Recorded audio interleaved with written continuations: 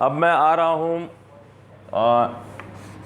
Filter का मैंने video बनाया हुआ इसलिए बाद में शेयर कर दूंगा, एक खाली रह गया है फिर दोबारा बताना पड़ेगा। जेनर डायोड, जेनर डायोड, ठीक है।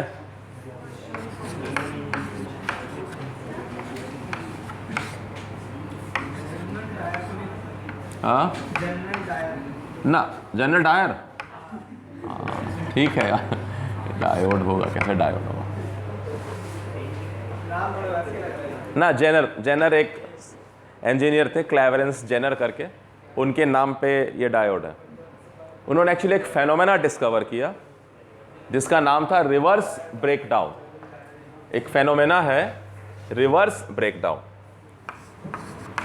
यानी जब मैं किसी डायोड को रिवर्स बायास करता हूं तो उसमें से करंट का फ्लो बहुत कम होता है क्योंकि माइनॉरिटी चार्ज कैरियर फ्लो कर रहे होते हैं। कोई भी डायोड जो रिवर्स बायास्ड है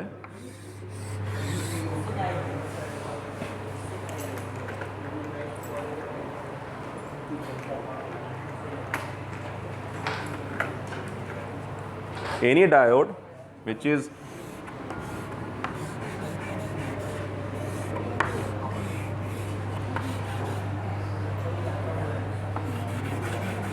क्या हो रहा है बात, अगर थक गए हो तो क्लास से जा सकते हो, you are allowed, you are free to go, ठीक है। Free electrons and if you shift from one seat to that seat then you are bound electrons. So what you want to become? Free? हाँ बिल्कुल यार, कोई भी सवाल छोटा नहीं है, पूछो। हाँ आता हूँ मैं, उसी पे आ रहा हूँ। सबसे पहले लिटरेचर, कोई भी साइंस का सब्जेक्ट पढ़िएगा, रूल दे रहा हूँ मैं, थंब रूल। सबसे पहले उसका लिटरेचर, लिटरली मीनिंग देखिए कि आम भाषा में क्या मतलब है, ठीक है। उसके बाद आप उसको देखो, भाई साइंटिस्ट ने भी तो कहीं अंग्रेजी भाषा से ही उठाया है ना, तो पहले अंग्रेजी भाषा में उसका क्या मतलब है, फिर उसको कनेक्ट करिए कि अच्छा यहाँ क्या मतलब है। जैसे breakdown, nervous breakdown, मतलब बेचारा जो है होता ना, बर्दाश्त करते करते करते करते करते अब सारी शक्ति उसकी निकल गई और वो अब बिल्कुल होता है ना, शरीर छोड़ दिया उसने, मन छोड़ दिया, है ना। ये होता है कि ब्रेक डाउन हो गया, मतलब किसी चीज़ को वो होल्ड कर रहा था बट फाइनली क्या है कि अब वो बिल्कुल छोड़ दिया उसने, है ना। That is like that. तो आएंगे ब्रेक डाउन वर्ड पे आते हैं। सो अगर पी टाइप और एन टाइप मटेरियल को मिला के मैंने डायोड बना दिया है, और अगर मैं इसको रिवर्स बायास करता हूं, यानी रिवर्स बायास का मतलब है कि माइनॉरिटी चार्ज कैरियर का टेंडेंसी होता है इधर से फ्लो करना, from N type to P type. ये माइक्रो एम्पियर ऑर्डर का होता है, ये बहुत कम है, आपको पता नहीं चलेगा, है ना।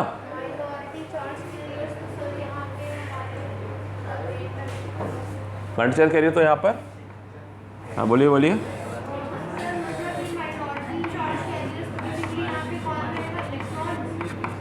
अभी बताता हूँ, दोनों रहेगा। मैंने कहा करियर नहीं, minority charge carriers. So what are minority charge carriers? If somebody will ask कि व्हाट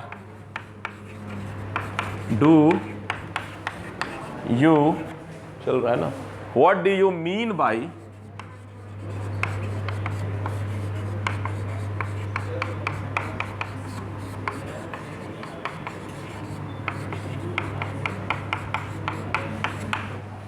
मतलब अगर मैं एक शब्द बोलूं माइनॉरिटी चार्ज कैरियर, तो उससे आप क्या समझते हैं? मैं तो जो भी समझता हूं, आप क्या समझते हैं? आप अपने विचार रखिए। सो माइनॉरिटी चार्ज कैरियर का मतलब है कि वो चार्ज कैरियर जो माइनॉरिटी में गिने जाए, ठीक है। कहां पर, है ना। देखो ये जो एरिया है पी टाइप, इसमें बहुतायत हैं होल्स। ये जो एरिया है एन टाइप, इसमें बहुतायत में है इलेक्ट्रॉन्स।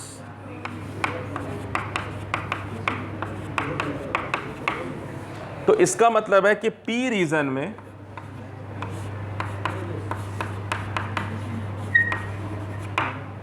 होल्स की मात्रा बहुत ज़्यादा है, तो होल्स जो हैं वो मेजॉरिटी में है, बहुमत में। मेजॉरिटी मतलब बहुमत, हाँ बहु का मत नहीं है, मतलब ये है ना, not the thought of the daughter in law, बहुमत यानी मेजॉरिटी। और जो इलेक्ट्रॉन्स हैं वो अपने आप माइनॉरिटी में चले गए, यानी अल्पमत। अब यहां मत तो है नहीं किसी का, है ना, माइनॉरिटी में, है ना। एग्जैक्ट हिंदी अल्पमत तो नहीं होता, शायद कुछ और होता है। अगर आप जो आजकल ये चलता है कि माइनॉरिटी मेजॉरिटी, वैसे सोच लीजिए आप। मतलब आप ये समझिए, अगेन मैं कह रहा हूं कि मान लीजिए कि इस क्लास में जब आप बैठे हुए हैं तो पूरा क्लास में कह रहा हूं सेक्शन बी है। Now they are two, section A, section B. So section A में भी 10 बच्चे बैठे हुए हैं अपनी क्लासरूम में, सेक्शन बी में भी 10 बच्चे बैठे हुए हैं, नॉर्मल बैठते हैं। बाकी लोग जो है वो फ्री इलेक्ट्रॉन है, बाहर रहते हैं, ठीक है। सो 10-10 बच्चों का एक नॉर्मल क्लास है, कोई नहीं नोटिस करता है क्लास हो रही है कि नहीं हो रही है, नोबडी नोटिस। नाउ अब क्या हुआ कि मैंने सेक्शन बी में 50 बच्चे सेक्शन ए के पकड़े, उनको बैठा दिया। सेक्शन बी में 50 नहीं 100 बच्चे सेक्शन ए के ला के बैठा दिया। सो अब वो क्लास क्या कहलाएगा, सेक्शन ए का कहलाएगा या सेक्शन बी का कहलाएगा? सेक्शन बी के 5 बच्चे हैं मान लीजिए, और सेक्शन ए के 100 बच्चे हैं यहाँ पर, और वो 5 बच्चों को मैंने ऐसे इधर अलग अलग डिस्ट्रीब्यूट कर दिया है। तो एक लुक जब आप देखेंगे तो आप क्या कहेंगे, ये सेक्शन ए है, या कहेंगे सेक्शन ए मेजॉरिटी में है, सेक्शन बी दिखाई नहीं दे। हाँ, क्लास का नाम था ना सेक्शन बी, जब तक 5 बच्चे बैठे थे। जब मैंने सेक्शन ए को बैठा दिया तो मुझे नेम प्लेट चेंज करना पड़ेगा। इंट्रिंसिक को मैं क्या नाम दे देता हूं, एक्सट्रिंसिक। प्योर सिलिकॉन को क्या बोल देता हूं, एन टाइप या फिर पी टाइप। तो मैं नेम प्लेट भी चेंज करूंगा। तो मैंने सिलिकॉन प्योर था, अगर मैंने उसे डोप कर दिया पी टाइप मटेरियल से तो मैं पी टाइप सेमीकंडक्टर कह रहा हूं। अगर मैंने उसे डोपिंग कर दिया है फास्फोरस से तो मैं एन टाइप कह रहा हूं। तो मैं नेम प्लेट सबसे पहले बाहर चेंज करूंगा, क्योंकि मुझे पता है कि अंदर में, बैठ जाए यार, अंदर में जो मेजॉरिटी है वो अब सेक्शन ए के बच्चों की है। तो उसी तरह से दोनों 2 पी टाइप प्योर मटेरियल थे, एक में मैंने बोरोन एटम डाल दिया बहुत सारा, तो बहुत सारा होल क्रिएट हो गया, यानी बॉन्डेड इलेक्ट्रॉन्स के मूवमेंट शुरू हो गए। तो मैं यहाँ जो फ्री इलेक्ट्रॉन्स थे, जो नॉर्मल थे, वो बॉन्डेड के मुकाबले दिखाई नहीं देने बंद हो गए। कहेगा तुम हो क्या, कुछ नहीं भाई, मेरे पास 1000 करोड़ होल्स हैं, बशर्ते तुम्हारे पास 10 लाख इलेक्ट्रॉन्स हैं। 10 लाख है, बट 10 लाख के आगे 1000 करोड़ क्या है, कुछ भी नहीं है, कि बहुत बड़ा है। 10 लाख के आगे 1000 करोड़ क्या है, कुछ भी नहीं है। नहीं ना, उल्टा है, 10 लाख उसके आगे कुछ भी नहीं है। सो हमें अगर हम 10 लाख पे फोकस करें तो हमारे लिए बहुत वैल्यूएबल था, लेकिन जब हम 1000 करोड़ उसमें होल्स रख दिए हैं तो कहेगा यार तुम, you we don't count you, 10 पैसा के बराबर हो तुम, ठीक है। उसी तरह से इधर भी वही थे, बराबर थे होल्स इलेक्ट्रॉन्स जो भी थे, बट इधर मैंने क्या किया, फास्फोरस एटम डाल दिया, और इतना ज़्यादा डाल दिया कि इधर होल्स जो है वो उसके आगे कुछ भी नहीं दिखने लगे। बहुत बातें हो रही है इधर से, मैं काफ़ी देर से मरमरिंग सुन रहा हूँ, क्या चल रहा है? हाँ बोलो। हाँ, होल्स में ये पी रीजन है, ये यानी पी टाइप मटेरियल का रीजन है। हाँ, पी टाइप मटेरियल है ना, और ये एन का रीजन है। क्षेत्र हो गया, क्षेत्र बहुतायत, इसमें एन टाइप के मिल रहे हैं चार्जेस, तो ये एन टाइप रीजन हो गया, या एन टाइप सेमीकंडक्टर हो गया। सो यहाँ मेजॉरिटी इलेक्ट्रॉन्स है, यहाँ मेजॉरिटी होल्स है। तो इसका मतलब यहाँ माइनॉरिटी कौन है, यहाँ इलेक्ट्रॉन मिलेंगे इक्का दुक्का, कभी यहाँ कभी वहाँ भटकता हुआ भोला भटका, और यहाँ होल्स मिलेंगे भोले भटके, तो वो तो माइनॉरिटी है, उसको छोड़ दीजिए। अब ये जो रीजन है बीच में डिप्लीशन रीजन है, इसमें तो दोनों ही नहीं है, ना तो होल्स बचे हैं ना इलेक्ट्रॉन बचे हैं। कौन से, क्योंकि ये हिस्सा तो पी टाइप का था यहाँ तक, जब मैंने इन दोनों को जोड़ा तो डिफ्यूज़न हुआ, इलेक्ट्रॉन यहाँ से निकल के यहाँ आया, तो जहाँ जहाँ से इलेक्ट्रॉन हटा वहाँ पॉजिटिव आयंस बन गए, क्योंकि इलेक्ट्रॉन की कमी हो गई। और जहाँ जहाँ होल फिल हुआ, यानी होल हटा, वहाँ एक positive charge negative charge centre बन गया, कि कोई ना कोई इलेक्ट्रॉन वहाँ के बैठ गया। तो इस तरह से एक लेयर बन गया। इस लेयर ने क्या किया, movement of these high number of charge carrier को रोक दिया, बात खत्म हो गई। अब लेकिन एक फेनोमेना है, अब वो है थर्मल एजिटेशन। एजिटेशन समझते हैं, यूनिवर्सिटी में एजुटेशन होता रहता है स्टूडेंट्स का, नारे लग रहे हैं, ये करो वो करो, मुर्दाबाद जिंदाबाद, ये चलता रहता है। आज एजुटेशन है, एजुटेट करना है, तंग करना है, मतलब डोंट एजुटेट मी, परेशान मत करो। तो थर्मल एजुटेशन यानी थर्मल एनर्जी मिल रही है उस सेमीकंडक्टर को, तो उसके एटम वाइब्रेट कर रहे हैं। एटम वाइब्रेट करने से जो इलेक्ट्रॉन्स हैं वो थोड़े से लूज हो जा रहे हैं, सो वो इलेक्ट्रॉन टूट करके बाहर निकल जाते हैं। हेलो, हाँ। सो थर्मल एजिटेशन के कारण क्या होगा कि ये जो एरिया है इसमें देखिए बॉन्ड्स, ये आयंस बन गए, प्लीज लिसन। बट इस आयंस का मतलब ये नहीं है कि यहाँ और कुछ भी नहीं है, यहाँ न्यूट्रल सिलिकॉन एटम अभी भी पड़े हुए हैं। फिर वही कह रहा हूँ कि मान लीजिए यहाँ 10 लाख आयंस यहाँ पड़ गए हैं, तो अभी 10 करोड़ सिलिकॉन एटम यहाँ पड़े हुए हैं। तो उन 10 करोड़ सिलिकॉन एटम में हो सकता है 2-4 लाख सिलिकॉन एटम जो है उसके इलेक्ट्रॉन्स टूट के बाहर निकल आए। तो जब इलेक्ट्रॉन टूटेगा तो होल्स क्रिएट होंगे। तो यहाँ पे थर्मल एजिटेशन के कारण इलेक्ट्रॉन होल पेयर का जनरेशन होगा, क्योंकि बहुत कम मात्रा में होगा। थर्मल एजिटेशन जो है थोड़ा बहुत एनर्जी है, ठीक है, तो बहुत कम मात्रा में होंगे, 1-2 लाख होंगे, 50,000 होंगे, 25,000 होंगे, इससे ज़्यादा नहीं होंगे। मान लीजिए मैं एक वैल्यू दे रहा हूँ, एक्चुअल वैल्यू नहीं दे रहा हूँ, आपको रुपयों की तरह मैं समझा रहा हूँ क्योंकि रुपया सबको समझ में आता है, ठीक है। तो जब यहाँ पर इस रीजन में ये इलेक्ट्रॉन और होल पेयर बनेंगे, तो देखिए यहाँ क्या हो रहा है, इसको थोड़ा सा मैग्नीफाई करके देखते हैं। यहाँ हो क्या रहा है कि ये जो रीजन है इसमें इलेक्ट्रॉन भी बना और होल्स भी बना। अब इस रीजन में जो इलेक्ट्रिक फील्ड है उसका डायरेक्शन ये है, समझ रहे हैं। तो जैसे ही इलेक्ट्रॉन और होल पैदा हुए, इलेक्ट्रॉन इधर मूव किया और होल इधर मूव किया। Electron will move opposite to the direction of electric field and hole will move in the direction of electric field. So जो ओवरऑल करंट है वो तो मैं पॉजिटिव डायरेक्शन में लेता हूं, so I will get a net charge from N to P side. और चूंकि ये बहुत माइनॉरिटी के कारण क्रिएट हुआ है, ये चार्ज कैरियर बहुत कम है, 25,000 है, ये तो 1000 करोड़ है, तो इसको हम क्या बोल रहे हैं, आई माइनॉरिटी। आई माइनॉरिटी क्योंकि ये बहुत कम है, ये थोड़ा थोड़ा बहुत होते रहेंगे, ठीक है। सो ये माइनॉरिटी चार्ज करिए। तो जब मैं रिवर्स बायस करता हूं, तो रिवर्स बायस में क्या होता है, रिवर्स बायस का मतलब है कि मैंने इसको एक कनेक्ट किया वोल्टेज सोर्स से, और वो वोल्टेज सोर्स क्या करता है कि एक बहुत स्ट्रॉन्ग मैग्नेटिक फील्ड डेवलप करता है इसमें। इसका काम क्या है, एक बहुत स्ट्रॉन्ग इलेक्ट्रिक फील्ड डेवलप करता है इसी डायरेक्शन में। भाई सेल का क्या काम है, इलेक्ट्रिक फील्ड डेवलप करना उस डिवाइस में, तो बहुत स्ट्रॉन्ग। एक था इसके कारण था, देखिए ये तो छोटे छोटे तीर थे और ये उठा के पूरा भाला अर्जुन का एकदम बाण है, 1000 बाण चल गया एक साथ। तो ये क्या होगा कि बहुत स्ट्रॉन्ग इलेक्ट्रिक फील्ड डेवलप होगा। तो ये क्या करेगा, इस चार्ज कैरियर को और मदद करेगा कि नहीं मदद करेगा, तो और ज्यादा मदद करेगा। और ज्यादा इलेक्ट्रिक फील्ड डेवलप हो गया तो क्या होगा कि अंदर तूफान शुरू हो गया है उस एरिया में।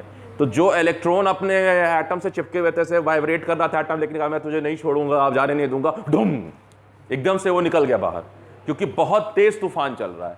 और धक धक धक धक धक एक निकला, उसने दूसरे से टकराया, दूसरा टकरा के मतलब बोला चलो चलो चलो, 2 जो है वो 4 को निकाल के, 4 8 को, 8 12 को, 12 24 को, धाम धाम धाम धाम, मतलब कि एकदम से बमंडर आ गया इलेक्ट्रॉन का। That is known as breakdown, avalanche कहते हैं, मतलब तूफान आ गया।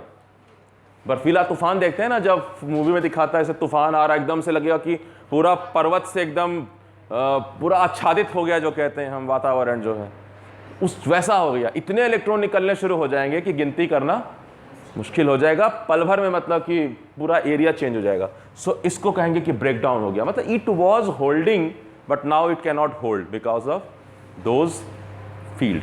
तो डेफिनेटली है कि मैं इसको वेरिएबल दिखा रहा हूं, यानी जब मैं धीरे धीरे इसको इंक्रीज करूंगा तो सर्टेन वैल्यू के बाद क्या होगा कि बर्स्ट कर जाएगा।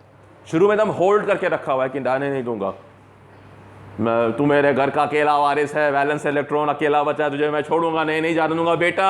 उसके बाद फिर क्या है कि फुल तूफान आया, वो हवा में उड़ गया और वो अपने साथ और भी 2-4 लोगों को लेके गया और फिर पूरा खाली ही कर दिया पर उसने बहुत सारा। तो जब होगा, लेकिन ये बहुत एक साथ होगा। तो अगर मैं इसको ग्राफ पे प्लॉट करूंगा, है ना, मैं इसको अगर ग्राफ पे प्लॉट करूंगा तो क्या प्लॉट करूँगा रिवर्स बायस कंडीशन में कि मैं एक्सिस को ऐसे रख रहा हूँ, तो ये तो मेरा फॉरवर्ड बायस है, ये फॉरवर्ड करंट है, ये रिवर्स करंट है, ये रिवर्स बायस है। तो क्या होगा, शुरू में तो कुछ नहीं मिल रहा है, माइनॉरिटी चार्ज कैरियर है, अननोटिसेबल है, 25,000 की संख्या कुछ भी नहीं है, दिखाई नहीं देगा। लेकिन स्लोली हो सकता है कि ये 2,000, 4,000, 5,000, तो किसी एक जगह जाकर के बहुत तेजी से बढ़ना शुरू हो जाएगा। तो जिस वोल्टेज पे ये बढ़ना शुरू हो जाएगा, जिस जगह पे आकर के, उसको कहेंगे ब्रेकडाउन वोल्टेज। यानी जब मैं इसको V0 वोल्ट से लेकर के ब्रेकडाउन वोल्टेज तक लेके जाऊंगा, 0 वोल्ट था और जब मैं ब्रेकडाउन तक पहुंचूंगा तो ये इलेक्ट्रॉन्स जो है चेन रिएक्शन में आ जाएंगे। यानी एक नॉकआउट होगा, वो दूसरे एटम से टकरा के 2 निकालेगा, 2 फिर मिलके 2 से 4 निकालेंगे, 4 फिर मिलके अगले 4 से 8 निकालेंगे, 8 अगले 8 से 16 बना देंगे, 16 से 32 होगा। तो बहुत ही तेज राइज होगा, it will get no time. So आप देखेंगे इस वैल्यू पर ब्रेकडाउन कहलाएगा। ठीक है, अब नॉर्मल डायोड में हम इस स्थिति को आने से रोकते हैं क्योंकि ये अनकंट्रोल्ड है, ये अनकंट्रोल्ड यहाँ होगा और इतना फ्लो होना शुरू होगा कि डायोड बर्न हो जाएगा। आप पूछेंगे बर्न क्या हो जाएगा? देखिए 1,00,000 करोड़ इलेक्ट्रॉन्स है मान लीजिए किसी कंडक्टर में, और मैंने जो है कहा कि ठीक है 1,000 इलेक्ट्रॉन को मैं फ्लो कराता हूँ। अब 1,000 इलेक्ट्रॉन जो है वो I²R के हिसाब से कुछ हीट पैदा करेगा, लेकिन वो इतना हीट है कि वो बाकी 1,00,000 इलेक्ट्रॉन के पूरे इस कॉलोनी को आग लगा देगा। तो पूरा सारे इलेक्ट्रॉन को फ्लो करने की जरूरत नहीं है हीट क्रिएट करने के लिए, हीट इतने में इतना क्रिएट हो जाएगा कि सारा कॉलोनी बर्न हो जाएगा। एक घर में आग लगा दीजिए, देखिए वो 4-5 घर तो जल ही जाते हैं। अगर 4-5 में लगा दिया एक साथ, तो समझ रहे हैं बात को? तो ये कहानी है। फाइन, सो ये रिवर्स बायस कंडीशन है, this is known as avalanche breakdown.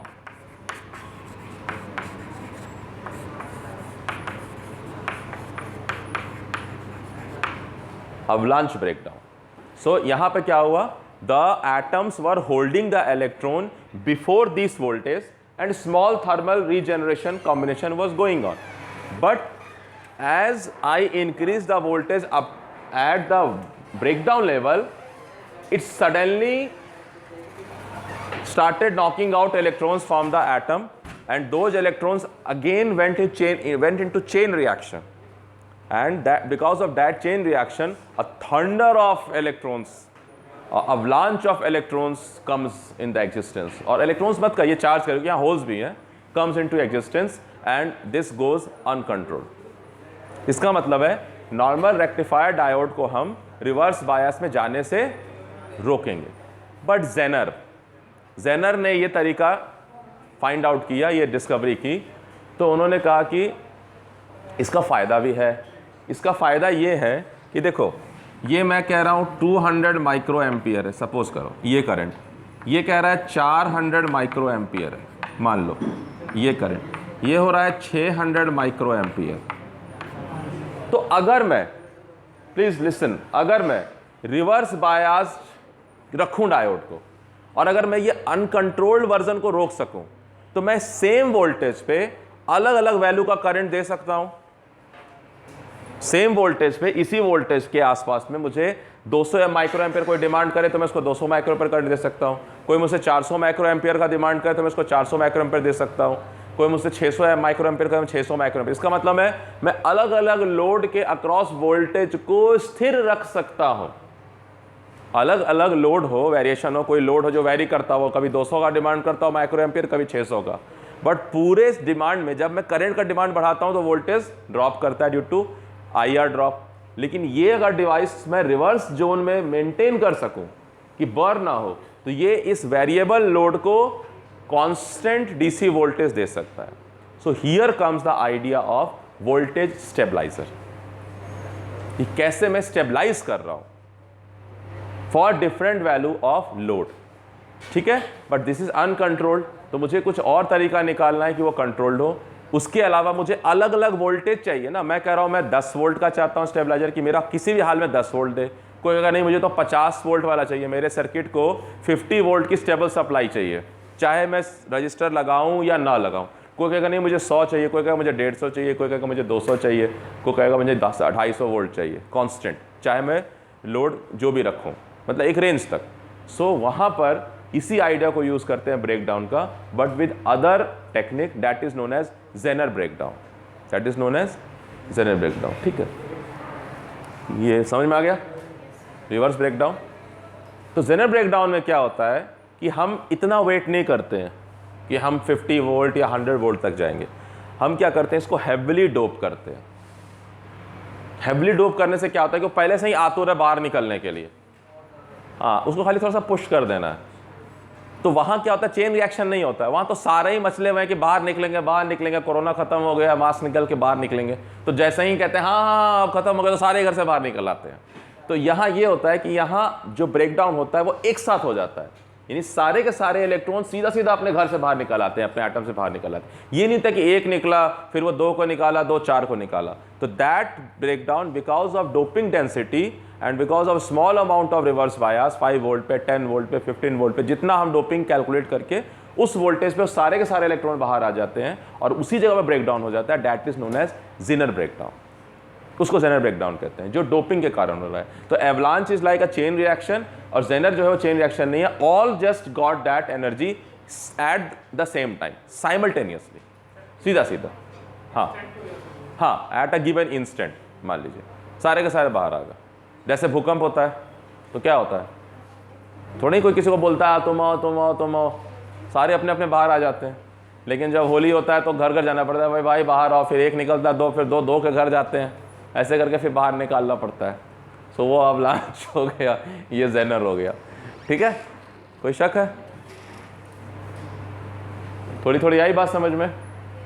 Nakul किधर है, दिख नहीं रहा है नकुल, मिटा दूं? सो इधर देखिएगा माइक्रो एम्पियर होता है, उधर मिली एम्पियर होता है, पहले ही बता चुका हूं। तो ये स्केल बड़ा किया है तब ये आ रहा है ना, ये स्केल बड़ा किया है। सो हाँ आ जाएगा, हाँ ये थोड़ा सा आ जाएगा, ठीक है। तो जेनर जो डायोड है उसमें दोनों तरह के ब्रेक डाउन हो सकते हैं। ये मत सोचिएगा कि अवलांच होगा ही नहीं, जेनर पहले होगा, अवलांच बाद में होगा, दोनों तरह के हो सकते हैं। ठीक है, both can occur in Zener diode.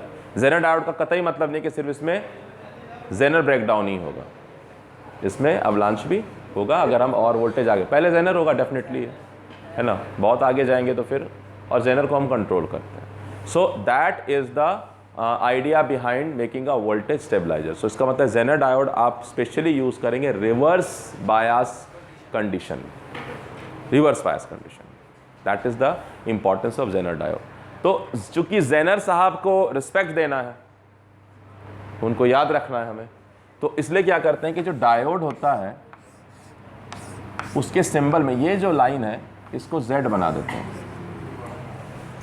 देखिए Z है ना, Z ऐसे होता है, इसको थोड़ा सा ऐसे कर दीजिए, दैट इज दिस।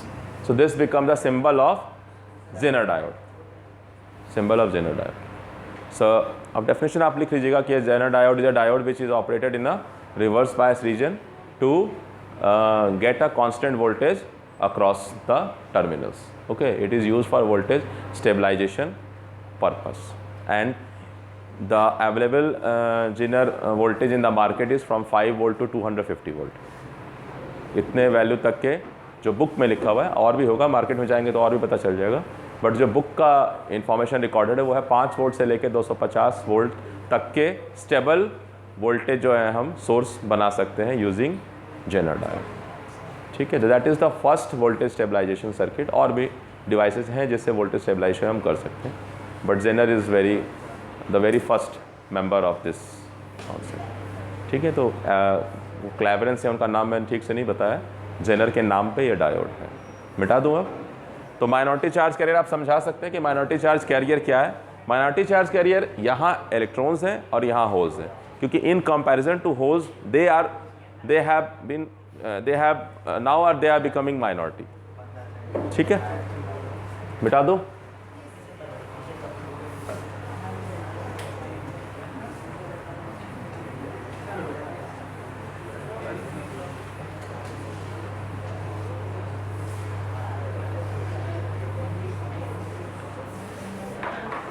तो ध्यान रखिएगा कि यहीं आपको जेनर डायोड का दिखाएगा कि मान लीजिए 15 वोल्ट का सप्लाई सोर्स है, हाँ ये रजिस्टर है, और तब हम तो मान लीजिए कि ये VZ इसका 5 वोल्ट है, तो इसका मतलब है ये 5 वोल्ट का एक वोल्टेज सोर्स बन गया है इन द ब्रेकडाउन कंडीशन। ये वेरी करा के हमने, हाँ अब मैं इसके अक्रॉस अगर लोड लगाऊं, डिफरेंट लोड लगाऊं, तो ये डिफरेंट करंट देगा, डिफरेंट ये करंट देगा for the same voltage level. अगर IV ग्राफ बनाऊं, अगर VI ग्राफ बनाऊं, तो ये VZ वोल्टेज देगा for different value of current. तो आप देखिए वोल्टेज सोर्स, जो आइडियल वोल्टेज सोर्स होता था उसका ग्राफ ऐसे ही था ना, अलग अलग करंट के लिए ये same voltage they. So that is the concept, that is the concept of Zener diode. Again there are so many things which I am not talking. Yeah, जो आपने RL लगाया रिले उधर वाले, RL मतलब R load, हाँ हाँ RL। आप एक बात बताइए, आप जब पहले घरों में CRT टीवी होता था तो हम लोग उसका वोल्टेज स्टेबलाइज करते थे, ठीक है। आज भी बहुत सारे डिवाइसेज आप कहेंगे नहीं फिक्स वोल्टेज चाहिए मुझे। कंप्यूटर में आप जाइए, आपके कोई भी कुछ कंपोनेंट से जो फिक्स वोल्टेज पे काम करना चाहिए। So everywhere diodes are everywhere. जैसे से एप्लीकेशन देखोगे हर जगह दिखाई देगा, इंस्ट्रूमेंट्स में दिखाई देगा, इंस्ट्रूमेंटेशंस में दिखाई देगा। हाँ हाँ, but this is maintaining constant voltage. ये कांस्टेंट वोल्टेज मेंटेन कर रहा है। जैसे ये 15 वोल्ट है, अगर मैं, हाँ मैं समझा देता हूँ जो पूछना चाह रहे हैं। मान लीजिए आप कह सकते हैं कि सर मैं सीधा 5 वोल्ट का लगा देता हूँ। ये सवाल करना चाह रहे हैं कि नहीं करना चाह रहे हैं? हाँ, आपने पूरा सर्किट पहले बना दिया, इसका तो कोई यूज ही नहीं हुआ। किसका? इसका इसका सर्किट तो पहले पूरा हो गया। हाँ सर्किट पूरा हो गया। तो ये बीच में तो उतना चाहिए। यहाँ से मैं वोल्टेज टैप कर रहा हूँ ना, this is VZ। Diode DC में काम करता है। डायोड डीसी पे काम करता है मतलब, देखिए डीसी कुछ नहीं होता, डीसी बिहेवियर और एसी बिहेवियर है। तो डायोड और डीसी बिहेवियर का तो मतलब है डीसी सप्लाई दिया है वो फॉरवर्ड बायस हो जाएगा। एसी का मतलब है कि वो एक साइकिल को जाने देगा, एक को रोक देगा। और क्या इसका मतलब है? हम लोग डीसी एनालिसिस भी करेंगे, एसी एनालिसिस भी करेंगे। यहाँ मैं चूंकि मुझे देखो, यहाँ मेरा पर्पस है कि मुझे 5 वोल्ट कांस्टेंट देना है इसको।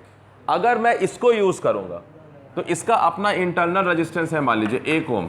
तो जैसे जैसे इसका डिमांड बढ़ेगा, जैसे जैसे करंट बढ़ेगा, यहाँ ड्रॉप बढ़ेगा, तो 5 वोल्ट नहीं मेंटेन रहेगा। लेकिन जेनर डायोड क्या कह रहा है? जेनर डायोड कह रहा है कि मेरे ग्राफ को एक बार देखो। मेरा ग्राफ कह रहा है ये, तो कहेगा तुम करंट बढ़ाओ, मैं सेम वोल्टेज मेंटेन कर लूँगा। बाकी हर डिवाइस का डीसी एनालिसिस भी है और एसी एनालिसिस भी है। तो डायोड का भी डीसी एनालिसिस भी है और एसी एनालिसिस भी है, ठीक है। तो अभी इसमें ये है। हाँ, अगर आप कह रहे हैं कि पीछे की कहानी, तो पीछे की कहानी ये है कि पहले मैं एक ट्रांसफार्मर ले रहा हूँ, ठीक है। फिर ट्रांसफार्मर से मैं एक रेक्टिफायर स्टेज है, रेक्टिफायर करने से क्या हुआ देखो, पहले तो ये स्टेप डाउन है तो इसने स्टेप डाउन कर दिया, फिर रेक्टिफायर है इसने रेक्टिफाई कर दिया, फिर फिल्टर है इसने इसको और स्मूथ कर दिया, और उसके बाद स्टेबलाइजर है जिसने इसको स्टेबल कर दिया। तो पीछे से एसी आ रही है, लेकिन हमने एसी को डीसी में कन्वर्ट करके फिल्टर लगा करके तब यहाँ से, तो मैं इतना जो सर्किट बनाऊंगा सीधा मैं उसको आइडियली यहाँ दिखा रहा हूँ कि मैंने एक डीसी वोल्ट दे दिया, ठीक है। अगर मैं सीधा सेल से कनेक्ट करूँगा तो वोल्टेज ड्रॉप करेगा, राइज करेगा। लेकिन जेनर डायोड के जेनर रीजन कहलाएगा। ये जो रीजन है जहाँ डायोड खराब नहीं हो रहा है, this will be known as,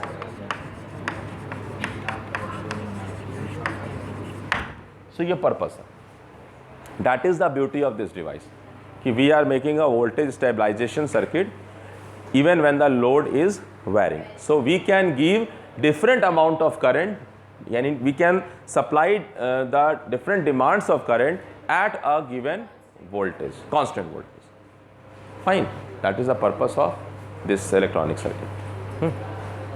सवाल से समझाता हूँ, देखिए प्लीज़, ये विजुलाइजेशन प्रॉब्लम रहेगा जब तक कि हम न्यूमेरिकल पे नहीं आएंगे, ठीक है, कि जेनर डायोड वर्क कर रहा है कि नहीं कर रहा है, क्यों कर रहा है। सो आप समझिए एक बात को, मैं आपको दोनों तरीका समझाता हूँ, ठीक है। देखिए, दो सिचुएशन ले रहे हैं, केस 1 लेते हैं, ठीक है। To understand the significance of Zener diode दो केस लेते हैं। मान लीजिए कि I require 5 volt of constant supply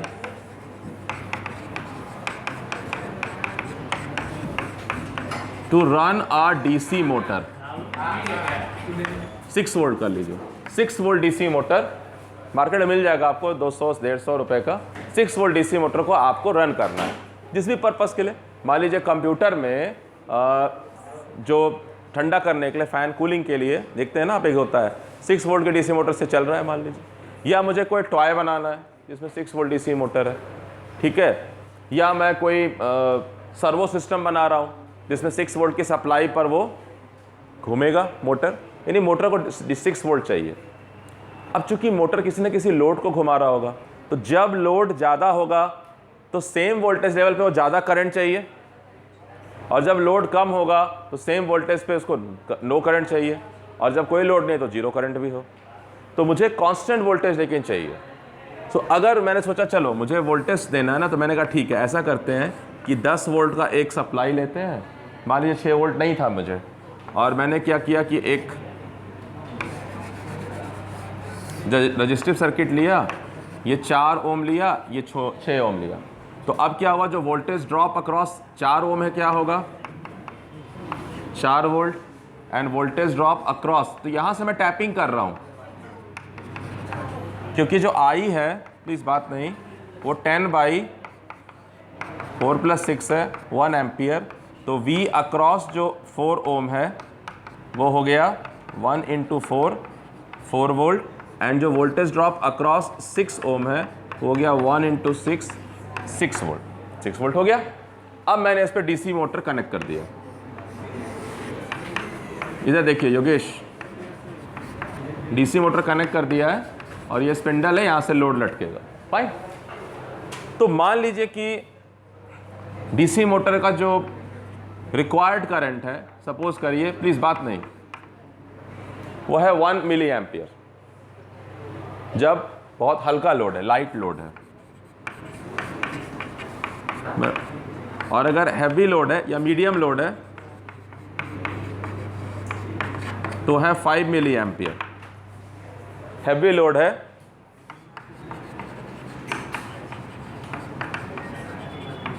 10 milli ampere. यानी मान लीजिए मैं एक टॉय कार ही बना रहा हूँ, तो टॉय कार अगर स्लोप पर से जा रही है, उसको आप फिर बड़ा कर लीजिए कि आप बड़ा डीसी ऑपरेटेड सप्लाई।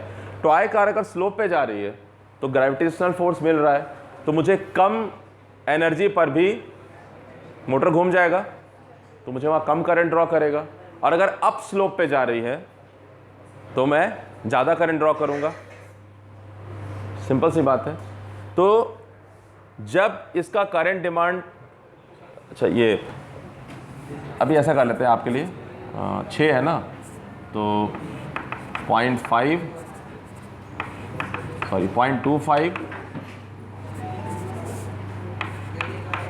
बात नहीं करो यार। तो मान लीजिए अगर 0.1 एम्पियर का डिमांड है, तो आप देखिए यहाँ वोल्टेज सेम रहेगा या कम हो जाएगा या कुछ चेंज हो जाएगा। अगर मैं यहाँ कह रहा हूँ कि 0.1 एम्पियर ये ड्रॉ कर रहा है, तो कितना करंट यहाँ ड्रॉ करेगा, या वोल्टेज ड्रॉप यहाँ क्या रहेगा, निकाल सकेंगे? निकालिए।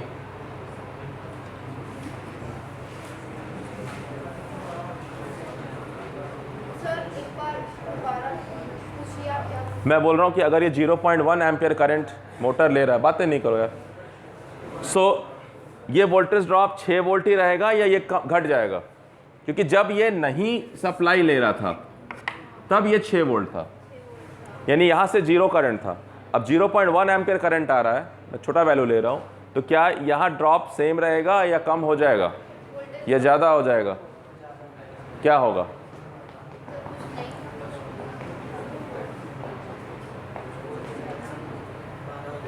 क्या हो रहा है? राज, राज की बात क्या है? राज की बात कह दूं तो जान महफिल में फिर क्या हो। सुना है? राज खुलने का तुम पहले ज़रा अंजाम सोच लो, इशारों को अगर समझो राज को राज रहने दो। सुना है? नहीं सुना है? हाँ, क्यों रहेगा सेम?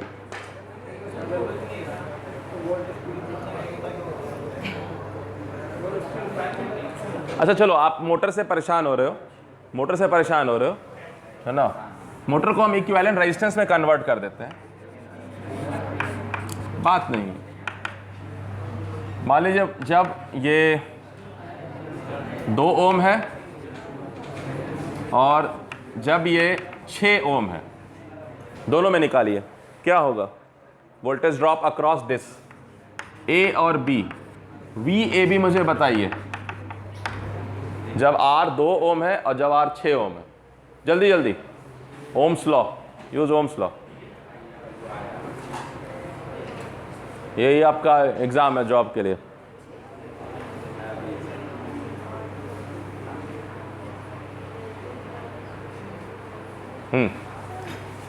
ट्राई।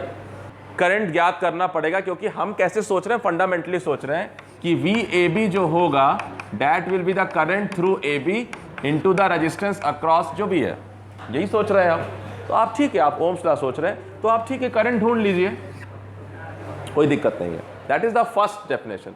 जब आप ओम्स लॉ पढ़ते हैं तो V equal to I R पढ़ते हैं, लेकिन उसी में 2-3 बात और पढ़ाया जाता है voltage divider rule and current divider rule, जो थंब रूल है, मतलब जो आपको बार बार इस्तेमाल करने पड़ सकते हैं, जो निकला ओम्स लॉ से ही है। तो मुझे क्या है, मुझे इंटरेस्ट किस में है, करंट में है कि वोल्टेज ड्रॉप में है? तो मैं कोशिश करूंगा करंट निकालने से बचना, क्योंकि मैं जो हूं वो काम से भागना चाहता हूं, जितना कम में काम हो जाए। सो मैं ये देख रहा हूं कि ये जो है इकट्ठा क्या कहलाएगा? ये 10 वोल्ट की बैटरी है, ये 4 ओम है, और ये पैरेलल सर्किट क्या कहलाएगा? ये तो अभी भी A रहेगा और ये B रहेगा, बट ये 6 और 2 बन जाएगा 6 गुना 2 प्लस 6 प्लस 2, 12/8 यानी कि 3/2, 3/2 यानी 1.5 ओम। पहला काम सीरीज पैरेलल का टेक्निक यूज किया, दूसरा काम वोल्टेज डिवाइडर टेक्निक, इसके अक्रॉस और इसके अक्रॉस। तो करंट तो आपको मालूम है, ठीक है, आप अगर बेसिक जानते हो कि मुझे याद नहीं रहता है क्या है voltage divider rule, is R A B. So what will be V A B?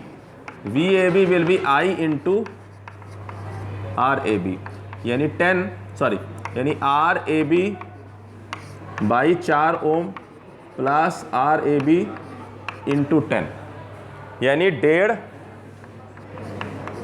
By 5.5 गुना 10। कितना आ रहा है वोल्टेज? 1.5 गुना 10 यानी 15/5.5। कितना आ रहा है? 15 डिवीजन 5.5। बताइए, फिर कहाँ से आ जाएगा? हाँ, 3 से कम आएगा।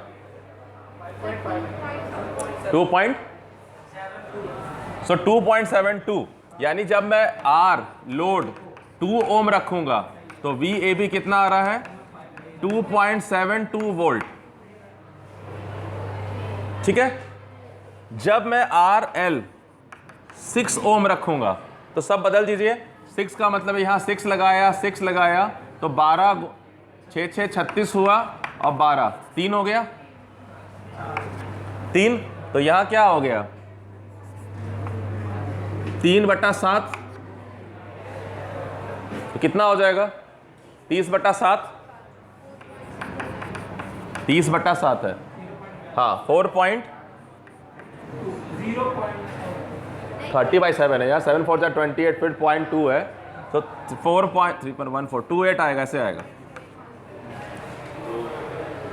सो अब मुझे बताइए कि मैं अगर इस लोड को जब नहीं रखता हूं और मैं सर्किट को डिज़ाइन करता हूं कि मुझे 6 वोल्ट चाहिए, तो 6 वोल्ट मिल रहा था। जैसे ही मैंने वो मोटर लगाया जो इफेक्टिवली 2 ओम का रेजिस्टेंस ऑफ ले रहा है, जब वो लाइट लोड को चला रहा है, तो मुझे कितना मिलेगा? और जब मैं 6 ओम का लगा रहा हूं यानी लाइट लोड लगा रहा हूँ और ज़्यादा, ठीक है, क्योंकि वो कम करंट लेगा, तो अब कितना वोल्टेज मिलेगा 4.28। तो क्या मैं 6 वोल्ट मेंटेन कर पा रहा हूँ? मेरा मोटर अच्छा चलेगा 6 वोल्ट पर, कम पे बेचारा सुस्त हो जाएगा, ज़्यादा पे बिल्कुल भागना शुरू कर देगा, जल्दी ख़राब हो जाएगा, कॉइल जल जाएगा। तो इसका मतलब है कि मैं कांस्टेंट वोल्टेज नहीं मेंटेन कर सकता हूं अगर मैं एक वोल्टेज डिवाइडर सर्किट बनाऊं। अब मैं यहां इसके बदले अगर जेनर डायोड लगा देता हूं रिवर्स बायस कंडीशन में, जो कि ब्रेकडाउन में चला जाता है 6 वोल्ट के, यानी मैंने इसको बढ़ाया बढ़ाया बढ़ाया, इतना पे बढ़ाया कि ये ब्रेकडाउन हो गया। अब ये तो ब्रेकडाउन रीजन में ही रहेगा, ये इसको नहीं पता है, इसके तो मेमोरी में है भाई मुझे तो यहाँ से यहाँ में जीना है, जहाँ ये 6 वोल्ट है। तो कहेगा ठीक है, जो करंट ड्रॉ करना है ड्रॉ कर लो, मेरे रीजन में होना चाहिए खाली। तो अगर मैं लाइट लोड लगा रहा हूँ तो ज़्यादा करंट फ्लो करेगा, जब मैं हैवी मतलब ये लगा, सॉरी लाइट नहीं हैवी लोड है क्योंकि ज़्यादा करंट ड्रॉ करेगा, कम रेजिस्टेंस है। हाँ, तो आप डिज़ाइन करिएगा ना, अगर ज़्यादा कर देंगे तो वो भी गया। हाँ, तो यही तो इंजीनियरिंग समझना है कि पहले मुझे पता होना चाहिए कि मेरा लोड का वेरिएशन क्या है, तो लोड के वेरिएशन के कारण मेरा करंट का रेंज क्या है, और मेरा जेनर डायोड अगर उसी वोल्टेज पे वो करंट रेंज ऑफर कर रहा है कि नहीं कर रहा है, तब मैं यूज़ करूँगा उसको। तो ये सब मान करके क्वेश्चन बनाया गया कि ये सब कुछ है, आप सिर्फ बताइए कि वोल्टेज मेंटेन हो रहा है कि नहीं हो रहा है, ये सब मान के। लेकिन जब आप डिज़ाइन करेंगे तो ये मानने से नहीं चलेगा, सारे चीज़ को आपको ध्यान देना पड़ेगा। सो design is very very tedious and complex work, क्योंकि आप कोई भी चीज़ को माइंड से आउट नहीं कर सकते। बट यहाँ प्रूफ ये नहीं करना कि जेनर डायोड सर्किट को डिज़ाइन कैसे करना है, यहाँ मेरा पर्पस ये कहना है कि जेनर डायोड आपने लगा दिया and because of this condition it has come in the Zener breakdown region, so it will remain in this region until the demand of current is between this to this value। मान लीजिए कि ये Jenner reason का ये minimum value है और Jenner reason का ये मैक्सिमम वैल्यू है, और मेरा जो मोटर है वो इस मिनिमम से मैक्सिमम वैल्यू के डिमांड में ही रहता है, यानी आई मिनिमम से आई मैक्सिमम मुझे मालूम है, तो मैं उसको 6 वोल्ट किसी भी कंडीशन पे देता रहूँगा, यानी वो अप में हो रहा है या डाउन में जा रहा है, 6 वोल्ट देता रहेगा। Got it? That is the purpose of Zener diode. वो हम रेजिस्टेंस से नहीं कर सकते हैं। बात समझ में आ गया? कभी भी लगता है ऐसे नहीं करना, मैं आपको बता रहा हूँ। हाँ, लगता है यू आर फॉर्चुनेट कि हो जाएगा, लेकिन करके देखना है, ठीक है? कभी भी लगता नहीं, ये कॉशन रखना है कि ये लगा नहीं, करके देखिए।